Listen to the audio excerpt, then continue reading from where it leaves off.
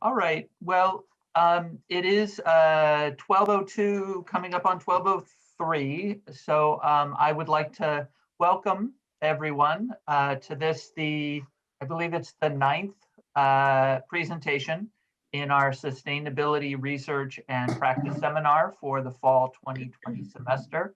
We're grateful you're here, and we're very much looking forward to Professor Dente's presentation. I want to start with just a couple of thank yous.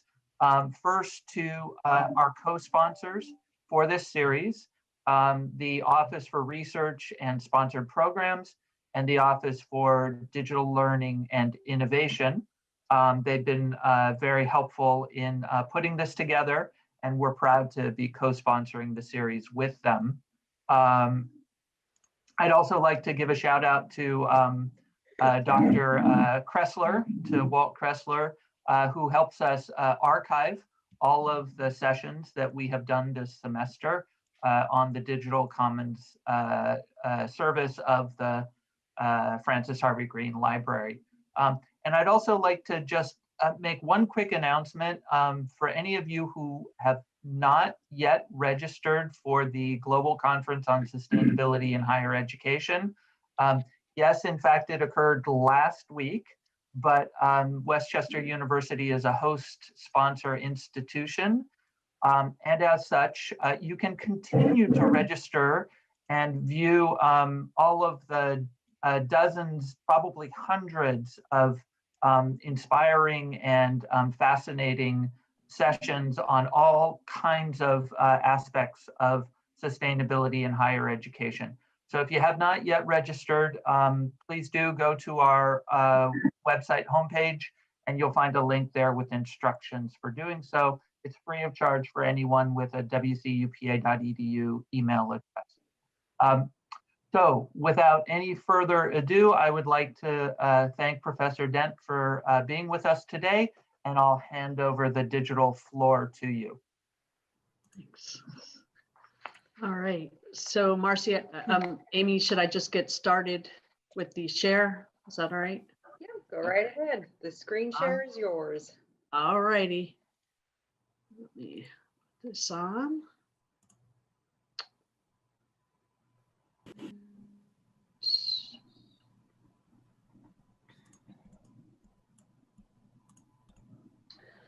Well, thank you, Brad.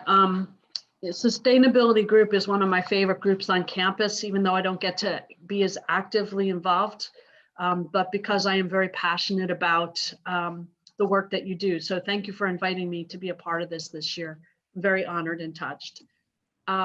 So as Brad was saying, my name is Claire Dente, and I'm a professor of social work in the undergraduate social work department. And I want to thank you for coming to my presentation on human rights and social, economic, and environmental justice, the ethics of Samfundssind and Agape. I have, how I got into this, I have a very interesting family. I'm the oldest of 3 children. My mom was one of 3, and my dad was one of 5, including his twin sister. And so if you added all of us up, there are about 30 first cousins between both sides of the family. That's a lot of people. But the 3 I know the best were my dad's twin sisters' 3 children.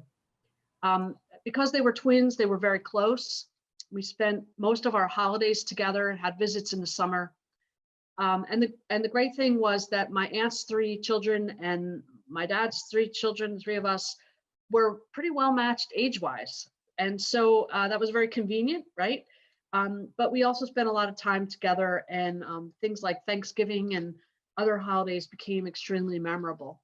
And so when I think of family, I think of some of those cousins as my closest family.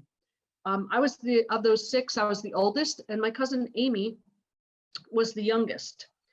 Amy is in that picture there on the left with the darker hair. All I can say is she's younger than me, but I have tremendous respect for Amy. She's a very gifted, intelligent woman. She attended Barnard College, and she went to Columbia University for her master's degree, and she studied international affairs, where she was hired into a permanent position at the United Nations, which, if you are familiar with the UN, you know that is no small feat. It's usually grant work and project driven. Amy traveled all over the world, and she's the only person I know who can say that she has visited all 3 countries of the axis of evil. And in the course of her UN work, she ended up at the Republic of Georgia, the country, not the state, where she met Ava, the woman on the right with the blonder hair. And then Ava ultimately became her wife. And so that was another thing that we both shared eventually, coming out as gay. So we had this in common. Ava is Danish, and she was born and raised in Copenhagen. They have a son. He's now about 12 or 13, so you can tell that picture was taken a while ago. But so you can see where I'm going as far as this Danish term, Samfundssind. So when I think about, our world community, even my family is global, and I love that about my family, right? I love learning so many new things. So my Danish language comes from Ava. It is extremely limited. I do not pretend to speak Danish, nor will I pronounce either of these words correctly, I'm sure. But before it was chic, Ava and Amy taught me about hygge. I think that's how you say it. Hygge has become very trendy now, but it wasn't always known to most folks. I kind of felt cool, like I knew it before it was cool. Hygge is the Danish concept. It doesn't have a direct translation to English, but its meaning is close to what we might consider coziness, warmth, something we share with those who are close to us. And when my wife Leslie and I were married, Amy and Ava, their wedding gift to us was a box with a warm woolen blanket, a calmingly scented candle, some delicious cookies, and fresh tea. And they said this was a gift of hygge. So that was a really nice introduction to some of the Danish concept of hygge. So because my cousin Amy and Ava live in Copenhagen now, they have lived in Geneva and New York with the UN work. My cousin now works for the Danish Council on Refugees, but they're based in Copenhagen now.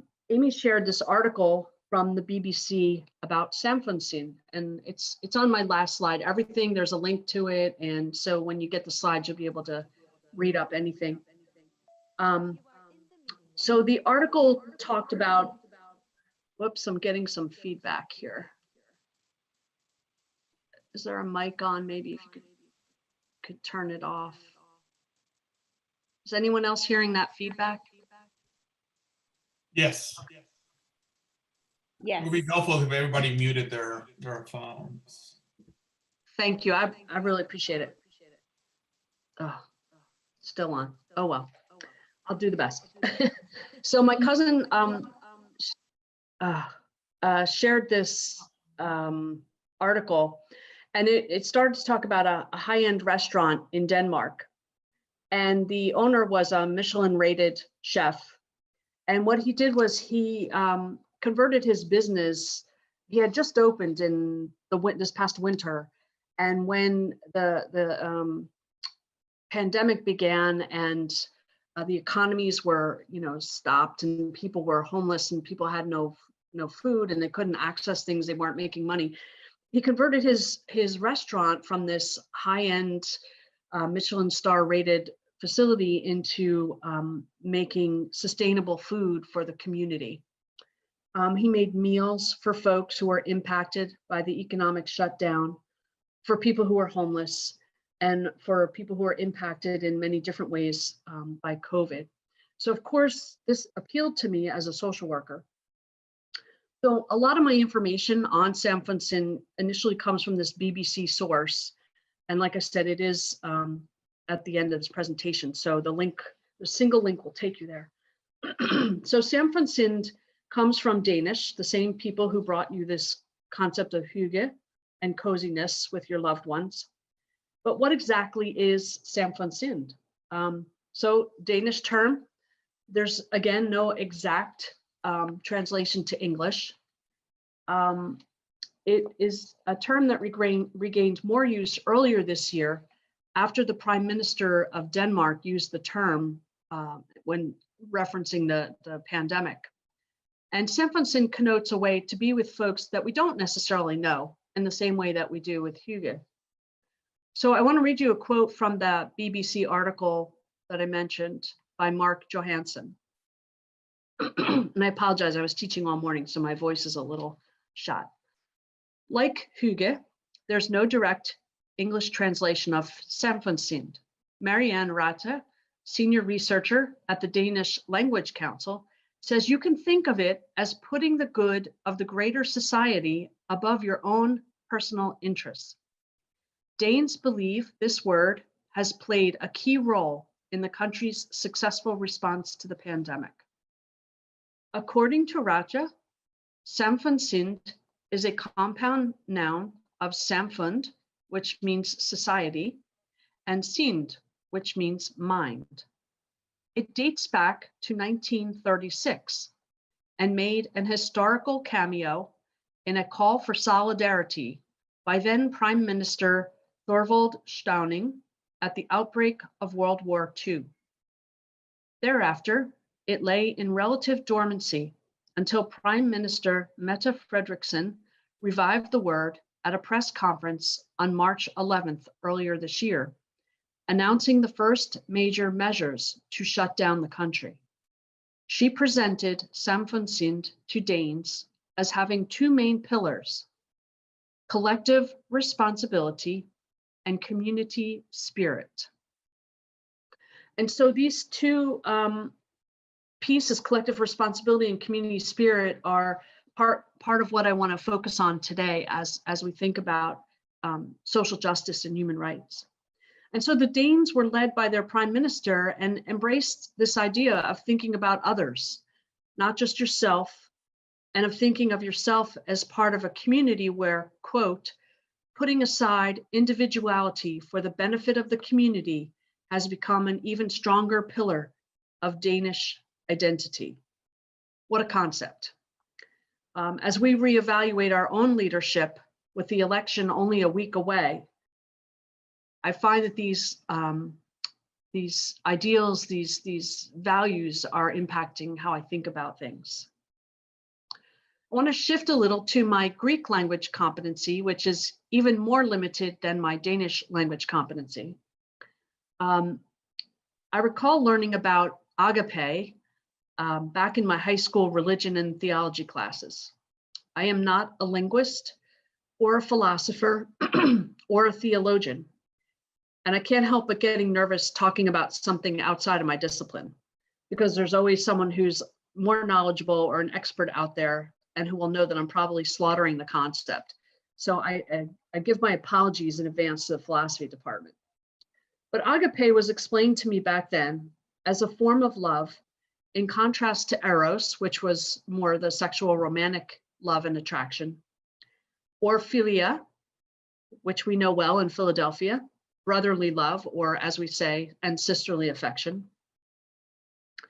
And what I took from that was an understanding of Agape as a non-romantic and non-sexual love that included a genuine concern for the well-being of another person or a group.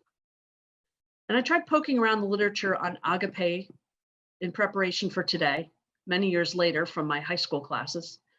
I discovered that many sources spoke about Agape as linked more so to solely the Christian tradition, which I was not necessarily looking for.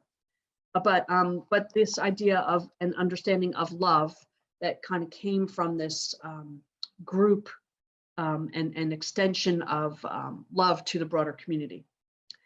I didn't necessarily want to get in too deep on the nuances of Agape or any specific theological tradition, but rather to suggest that Samfundssind and Agape sounded similar to me and the neurons in my brain that linked me back to high school. So why am I bringing this up in a sustainability presentation? As a social worker, we have 6 core social work values that undergird the National Association of Social Workers, or the NASW, Code of Ethics. Code of Ethics was recently revised in 2017, and the core values are service, competence, integrity, social justice, the dignity and worth of the person, and the importance of human relationships. These core values are really important to me, both as an individual person and as a professional social worker. There's a lot of connection between my personal values and my professional values, which is very helpful in how I do my work. The profession of social work, also because we are a profession, has an accrediting body. We are accredited here at Westchester, both the MSW and the BSW program. And the Council on Social Work Education, or as we call it, CSWE, has come out with educational policy and accreditation standards. These were recently revised in 2015, but we're due for another revision. I believe they're revised every 6 or 7 years.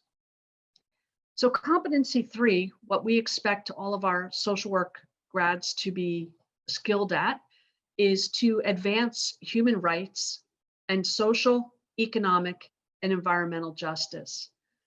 And so you can see where I got the title for this presentation from, particularly in our current society, of how important this is. Of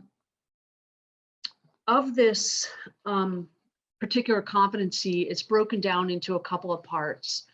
I highlighted some keywords here on the screen.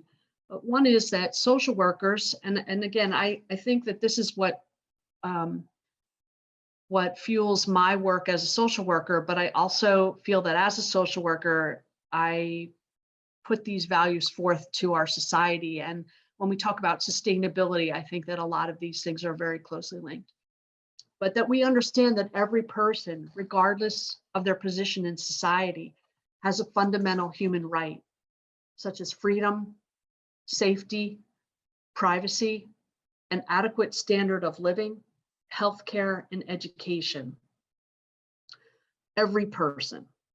That's a person with a disability. That's a person who's a deaf reporter. That's women. That's immigrants. That's Black and brown, Indigenous people, every person. Second point, social workers understand the global interconnections of oppression and human rights violations and are knowledgeable about theories of human need and social justice and strategies to promote social and economic justice and human rights. So we're looking for that glue, what's holding these things together so that we can make those interventions when we need to break cycles of oppression. Point 3, social workers understand strategies designed to eliminate oppressive structural barriers to ensure that social goods, rights, and responsibilities are distributed equitably, and that civil, political, environmental, economic, social, and cultural human rights are protected. I have to say, as I've been following the news these past couple of days, this particular competency has been right in my face, even more so than it has been over the past few years. You know, our challenge in Philadelphia right now are our own people being shot by law enforcement. And so how do we eliminate systemic racism, these structural barriers that immediately present people as a threat? And I'll talk a little more about some of my thoughts on that later. And finally, social workers apply their understanding of social, economic, and environmental justice to advocate for human rights at the individual and system level, and also to engage in practices that advance social, economic, and environmental justice. CSWE's Competency 3 is undoubtedly a tall order. If lived out to the fullest in its boldest expression, I believe this mandate could revolutionize not only the profession of social work, but our country and the way in which our entire global community functions. This competency links to the 17 United Nations Sustainable Goals. And also, I know many of you are familiar with these, to the Grand Challenges for Social Work. You're probably less familiar with these. These do tend to overlap in many areas. And regardless of who identifies these concerns or how we name them. It is a call to all of us to identify the needs of our global community. There is some overlap here as far as education and healthcare, the environment, gender equality, in the social work grand challenges. And again, this is a live link. If you are interested in exploring these more, you should be able to get to it. Things like eliminating racism. Boy, does that really hit hard right now. Promoting smart decarceration, building financial capability. So we get into some of our economic and systemic racism and systemic barriers here. Building a stronger social fabric, and also well-being for individuals and families. So, Danish Prime Minister Mette Frederiksen, back in March, stated at a press conference, "We have to stand together by keeping our distance. We need community spirit. We need help. I would like to thank all who have so far shown that this is exactly what we have in Denmark, Samfundssind." As leadership, the Prime Minister appealed for a community response to advance a goal, and the community responded. I'm trying to imagine that happening here. Samfundssind and Agape became expressions of the United Nations 17 Sustainable Goals, the Social Work Grand Challenges, and CSWE's social work competency to advance human rights and social and economic and environmental justice. In Denmark, they took this on as a personal communal challenge. And when I started to think about this concept in the United States and towards a sustainable community, I thought about Americans and all people living in the United States. We have a generous spirit. When there is a natural disaster, we tend to do some of that immediate work. When there are tragedies in families, I recall a few years back, my wife's sister lost her husband to a heart attack when they were on vacation. People coming together, bringing meals, watching the children, helping her fix her house up, cutting her lawn. We do that sort of thing. We've done it historically at rallying points in our history. World War II, when I was sending my mom, who's 86, pictures of the supermarket and the bare shelves when the pandemic first hit, she said to me, "This reminds me of World War II. There was nothing. And you had stamps, rationing stamps to buy food and sugar and things like that."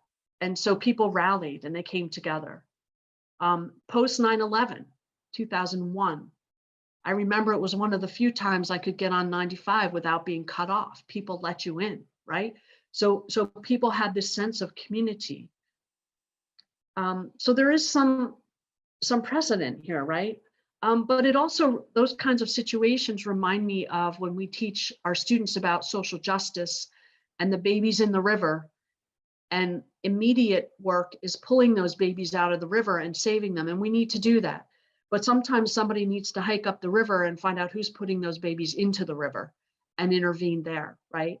So when we help out following a natural disaster or a tragedy, that's pulling those babies out of the river.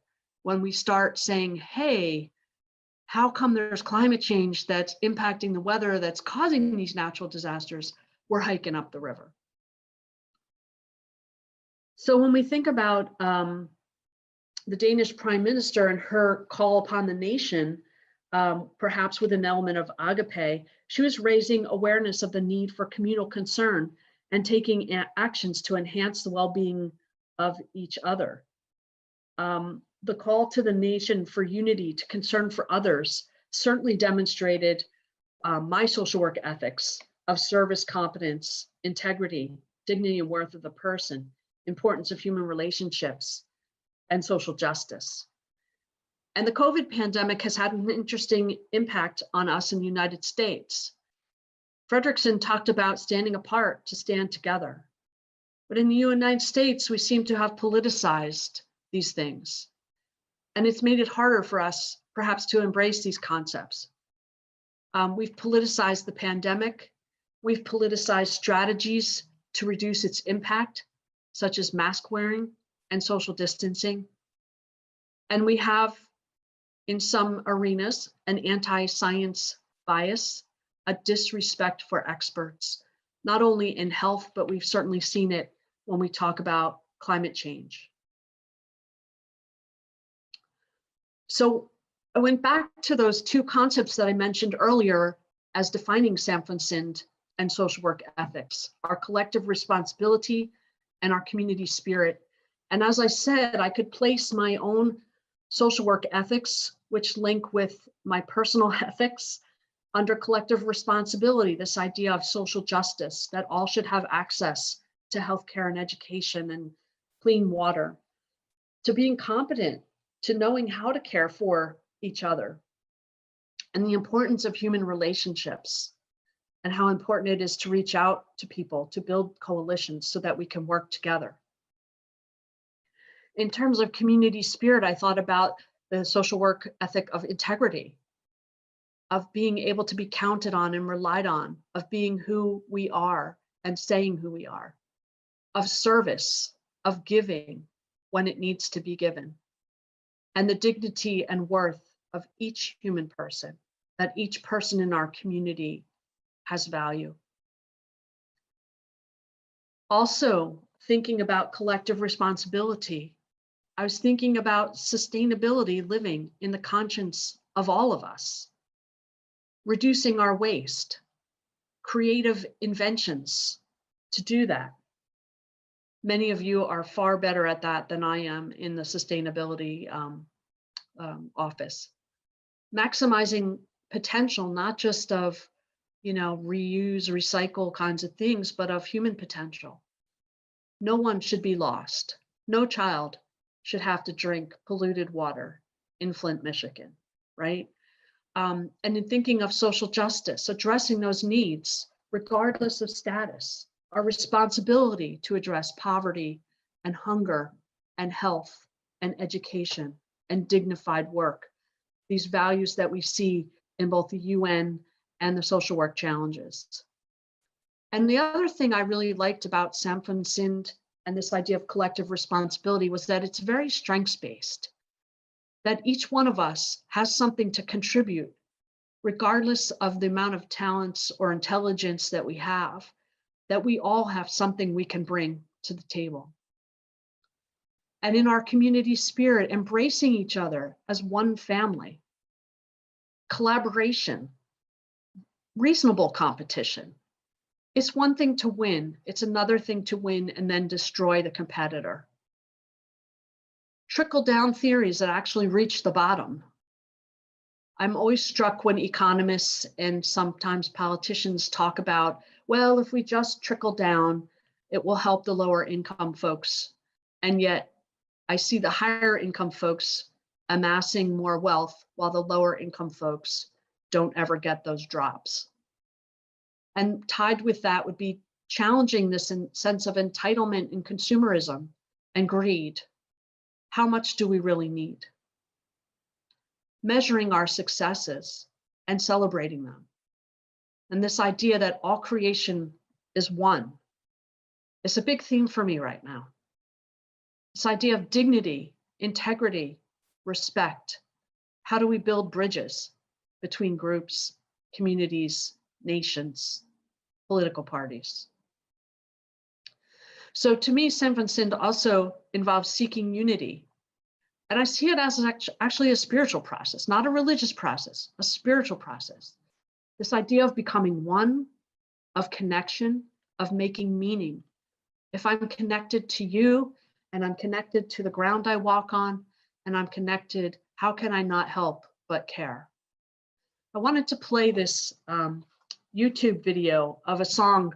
I'll date myself with my age. The song's called Conviction of the Heart, and it's by Kenny Loggins. So if you'll humor me, I would like to put this on and let me make sure that it's playing.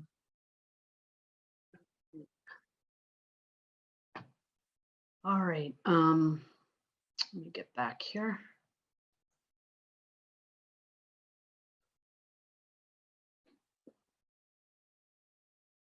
That was great. Thank you for sharing.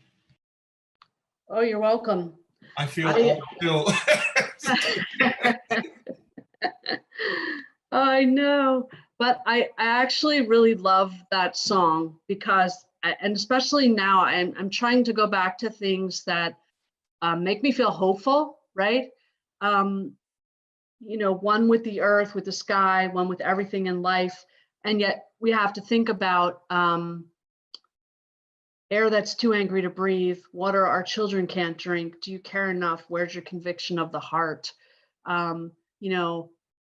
Children, families, people with mental illness being stabbed or shot. It's the weight of the burden of what is so offensive in our world right now. And so as I was thinking about what would collective responsibility and community spirit look like today, here and now, I was thinking about, particularly in light of the recent killing of Walter, I apologize, I just got that mixed up. In terms of mental health issues, imagining a mental health system where we could support and protect someone for their own and other safety without having to fire a gun. That's sustainability, right? And human rights and social justice and Samfundssind. Imagine funding more trained crisis teams rather than SWAT teams. And thinking about our law enforcement and judicial systems, imagine a system where a white prep school boy can't make it through the best schools feeling entitled to sit on the highest court without someone finally intervening first for his alleged addictions and alleged mistreatment of women.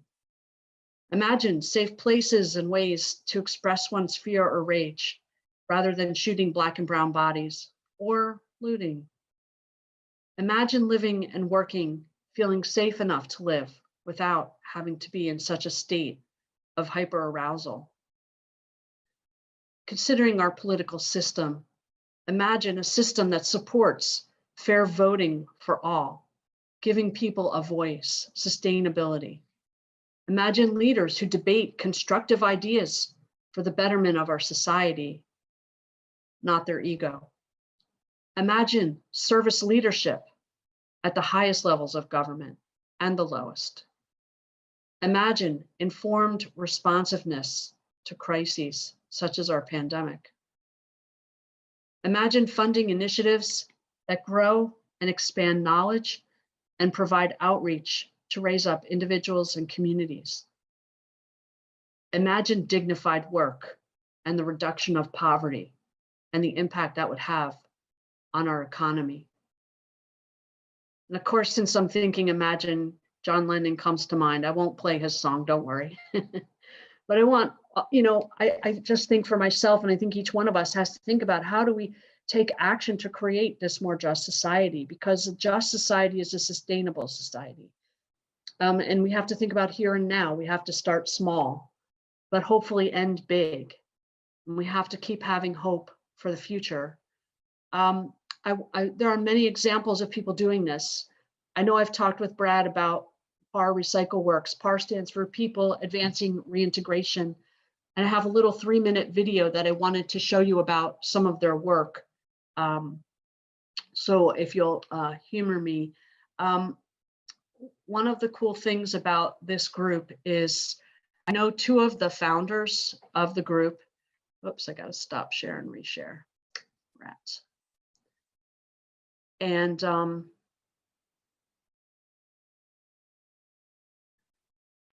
what's cool is it's called People Advancing Reintegration. And the 2 people that I know are going to be in this brief little video where they both worked in the prison system in Philadelphia. One is Father Tim Lyons, and the other one is Laura Ford. And Laura Ford is just the kindest soul I have ever met in my life. And since they worked in the prison system, in Philadelphia, they saw that people would just be put out on the streets after serving their term, and they would have no job and nowhere to start, and they would have this record. And so they wanted to start something to give folks at least some experience, at least a starting point.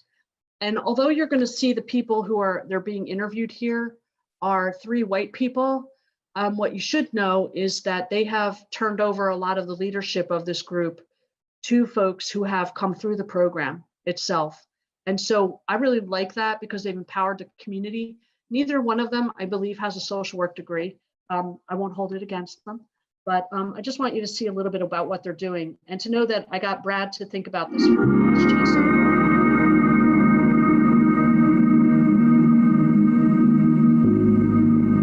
Why? Why are they coming back? And many, many different reasons, three of which that stood out were joblessness, homelessness, and a lack of community. Paul Recycle Works is an effort to collect materials that have been thrown away and actually producing jobs as a result of it. The formula is really simple. You get guys who need a job, guys who are getting out of jail. You gather electronic waste. You bring it back, you sort it, you take it apart, and you take it to places that will buy that stuff from you. Out of that, you get a paycheck. People throw things away. They look at it as trash. And recycling, using that same piece of trash for something better. Computers, they throw away old printers, old cameras. They got copper in it, aluminum, metal, and things of that nature. There is more gold in 1 ton of motherboards being recycled than there is in 800 tons of gold ore that we dig out of the earth. My name is Brandon Sanabria Jr., and I've been with PAR for about 4 months. Brandon has been a real success story to me. I mean, I met him, he came to meet with me at St. Vincent's Church, and I interviewed him. And she was like, all right, I want to see how you work. So I did it, and she was like, well, we got 3 people, and 1 will be you. Working here is truly a blessing. My name is Gerald Williams. I've been with PAR Recycle Works now for the past 6 to 7 months. He came in here, we saw that he was a really good hard worker, and he's been more than that. He has really grown in his leadership in the midst of the group, is really good at keeping the warehouse organized. I would have went right back to the block, but I took a different turn this round.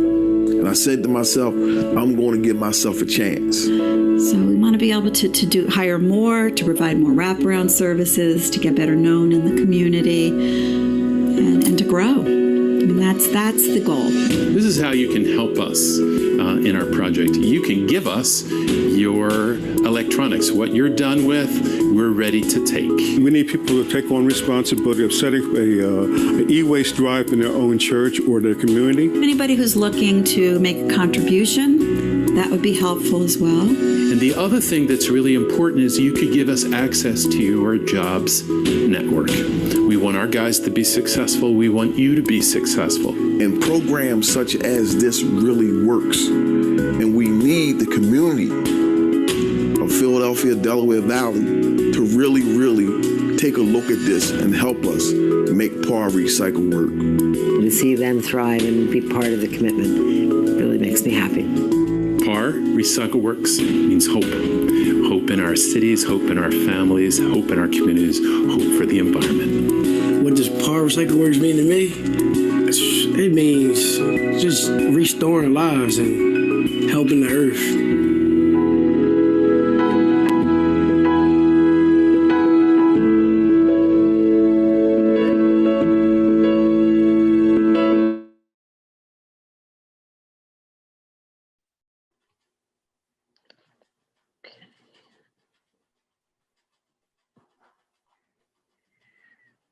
I can vouch for the PAR Recycle Works. Borough of Media, in association with the neighboring Nether Providence Township, has hired them the last few years for our electronic waste events. They do an awesome job. Yeah, and one of the things I really like, thanks, Walt, because is that they are trying to also then encourage employers to hire folks after they leave their program, right? Because it's not a long-term thing. That's usually trying to help people when they first are moving forward, but trying to build relationships with companies, and the sustainability then kind of goes on, right? And what I love about their work is not only is it environmental sustainability, but it's also human sustainability, the dignity and worth of each person. A couple things and that I wanted to kind of include here. I love reading things that are beautiful and empowering. And there's this Pierre Teilhard de Chardin was a Jesuit who was also a scientist. He was a paleontologist, got himself in trouble with Rome when he was in like the 1800s, I think he died in 1955. And but he had these beautiful writings about the universe and things, and he got in trouble because something around, he didn't believe in the literal Garden of Eden, Adam kinds of stuff, which I don't want to get into today. But these are some beautiful things that make me think about sustainability. I have 3 quotes. One is, "The day will come when, after harnessing space, the winds, the tides, and gravitation, we shall harness," and you can insert God or not, physics, whatever you believe in, "the energies of love. And on that day, for the second time in the history of the world, we shall have discovered fire." I think sustainability is this process of ongoing ways, and in even our desire for human rights and social justice, it's ongoing, right? But boy, it's going to be like harnessing fire again if we ever fully get there. Also, the future is more beautiful than all the pasts. That's so hopeful to me. And his final quote that I have here: "Love is the most universal, the most tremendous, and the most mystical of cosmic forces. Love is the primal and universal psychic energy. Love is a sacred reserve of energy. It is like the blood of spiritual evolution." To me, the work of human rights, social, economic, environmental justice, Samfundssind, really is a spiritual evolution, a revolution. It's a change in the way that we as society looks at things, values people. And as we go forward, we can't give up, right? We can't despair that everything doesn't get finished in our lifetime or in our time frame. We have to look at that little step we take, just like PAR does, as bringing this forward motion of the universe toward a greater completion, toward greater oneness. And so that kind of summarizes my presentation. I just want to thank everybody for allowing me to be here today and to share some of my reflections. And if anybody had any comments or thoughts or things you wanted to share. Thank you so much, Claire. It's 12:50, so we generally pause for just a second to say that if anybody does need to leave right now to prepare for another class or appointment, please feel free to do so. If you have a little bit of time for continued conversation and others, I welcome you to stay on. And let's open up the floor. Just unmute yourself and pose your question or comment.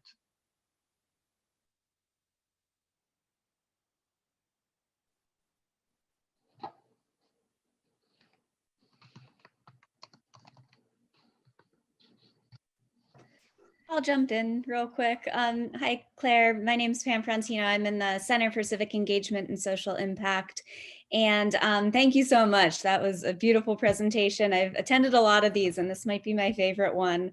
I really, really enjoyed a lot of what you said, and I took a lot of notes. I'm excited to look up some of these things and explore a little bit more. But my question for you, I'm just really curious, is this something that you personally are doing research on or have done research on? Or I guess sort of what your inspiration for presenting this today, other than the obvious reasons? Love to hear more about that. That's a really good thing to think about. I hadn't even thought about researching it, but that might be something to really look into. I think because the values of social work are so present in our work as a profession, I sit on our state ethics committee for NASW, and so we're always reflecting on those codes of ethics, but trying to make that real with my students. And certainly it's reflected in my teaching. Today we had conversation about code of ethics, and we talked a lot about what's going on in Philadelphia right now. Talked a lot about the election, of course, in a nonpartisan way, but how do we bring this stuff alive so it doesn't just become a textbook thing? Oh, I have to know this. You know, I really want my students to embrace it and to live it and to feel like it is who they are as a profession. But I really like your idea of thinking about doing some research on that. That would be really cool. Thank you.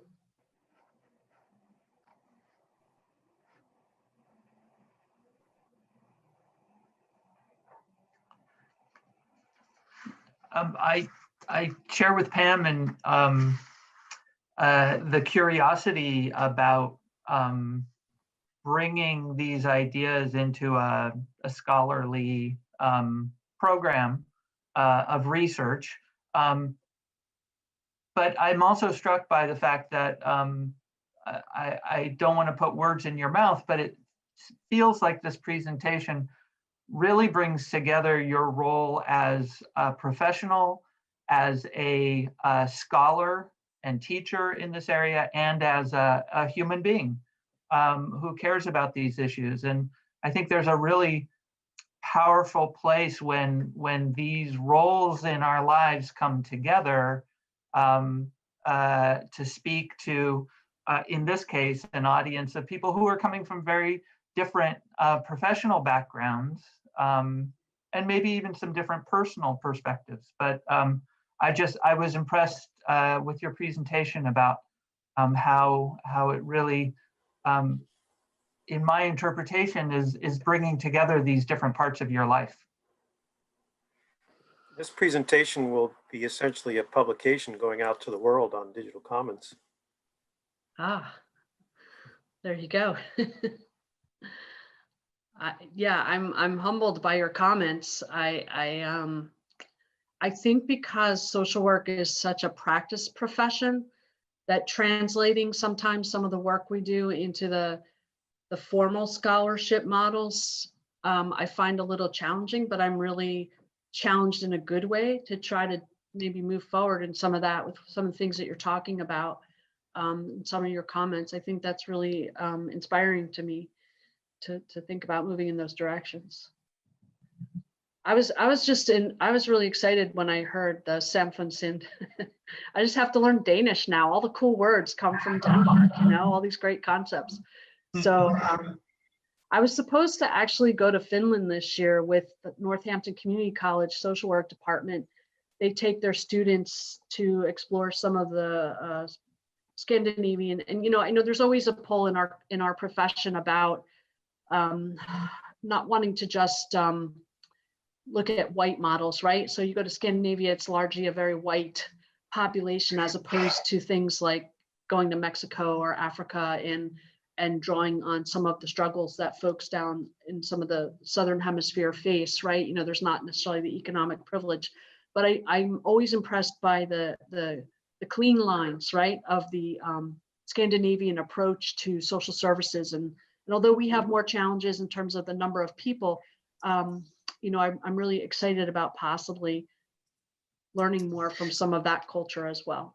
It's not my background, but to kind of take in all of it, and that might be really good. Like you said, I'm gonna have to think about some good research questions.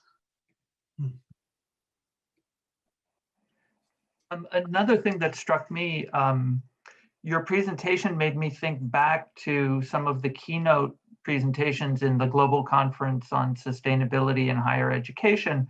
And a consistent theme for many of the speakers was contrasting what they see as our extractive capitalistic economic system and the potential, the possibility of a regenerative economic system that might involve some elements of capitalism or not. If I'm not mistaken, I don't recall you using the word capitalism, but to what extent do you think a capitalist economic system versus other models, whether they be hybrid or not, fits in with some of the argument you made today? Yeah, I agree. So we have a conversation in a policy class with our students about, could a social worker ever be a capitalist, a pure capitalist, right? because of the social work values sometimes lean more socialist-ish, right? And so to me, when you're talking about that, and I'm gonna have to go back. Are those recorded, some of those higher ed conference sessions? Oh, good. I'm gonna go back and listen to some of them. I think, how do you, this is where the social work value of the importance of human relationships comes into play. So if I want to win over someone who has a different political philosophy, how do I do that, right? And so you can't always come in with the hammerhead, even though you might want to, of your own opinion. But, and I realize I respect all the ways that people do this, right? Some people have to do that, and other people have to be the voice and pulling people along. You're not going to get certain political leaders that we might currently have to buy into, let's just get rid of capitalism. That's just probably not ever going to happen, right? Without a huge shift. So how do you somehow infuse and share, and with such a diverse, polarized political climate in the US right now, I think that's really hard. And I'm hoping that at some point it'll come back around. I'm very hopeful by some of the conversations I heard from even my students. They're like, we have to change this. We have to do something different. And I keep pushing them to run for office. I want them to be our leaders. I encourage them to go on and get doctorates and to run even at the smallest little office, be on your school board. You know what I mean? Because I tell them that you can make these choices. And we were talking about the Philadelphia situation. I'm just going to keep going back to that because it's so right here. And about, well, what policy do you want changed? Well, I think we should have more training for police officers. Okay, so how would you get that started? Who do you need to contact? How do you do that? And so, looking at the systems of our economy, that obviously is a broader audience. But I think we have to figure out, how do we make that less threatening to some of the people who are obviously the 1%, the biggest stakeholders, probably, right? I don't know, can we? I don't know, that's a question. I'm not sure if it's just me being the dreamer, right, to imagine, but I can't let go of that, or at least working towards it. I just feel like there's too much at stake. But I do agree, when you talk about economic philosophies of capitalism or socialism, there's definitely going to be people with strong voices in the room about that. It sounds like you've come up with a good way to get students to think about that. It's a shame that the words capitalism and socialism have become so politically fraught and divisive, when really what we're talking about is how do we think about resources and how to use them in a just, sustainable society. And that might involve elements of both capitalism and socialism, but the conversations often get shut down right away because of the divisions you discussed. Thank you. Yeah, I think sometimes maybe resisting being labeled with those terms, right? Pushing back on ways, and again, I'm not an economist, so I don't really know the answer, but finding ways to collaborate and push back and not be labeled by other people, but speaking our own identity. Maybe there's something in between. I was trying to come up with a term that would capture both, like democratism, social demo. I don't know. You think of something. You guys are all smarter than I am, I'm sure, but just ways to come up with, how do you do this is the challenge, right? So, yeah, thank you.